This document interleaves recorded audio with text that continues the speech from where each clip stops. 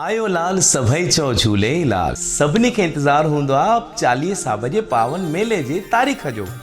असांजे 5 नंबर जे चालीहे साहिब जो मेलो शुरू तो थिए 31 जुलाई बुधर जे ॾींहं ते सुबुह जो 11 बजे खां 12:30 बजे ताईं पूज जोत जी पूजा थींदी, जेका तव्हां घर वेठे YouTube ते चालीहा मंदिर टाइप करे ॾिसी सघंदा।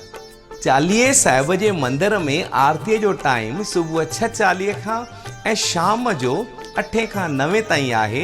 तंहिंखां पोइ 9 खां 11 ताईं भॼन भाव थींदो। 11 बजे लाल जी चादर चई करे पलव पवंदो।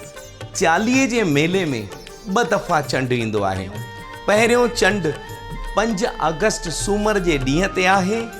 ॿियो चंडु 4 सेप्टेम्बर बुधर जे ॾींहं ते आहे। 18 अगस्त चोॾस जो ॾींहुं आहे। 19 अगस्त रक्षाबंधन आहे।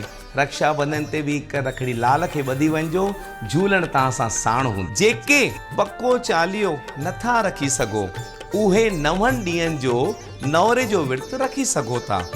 31 अगस्त छंछर जे ॾींहं ते नवरे जो 9 ॾींहं जो विर्त शुरू थींदो।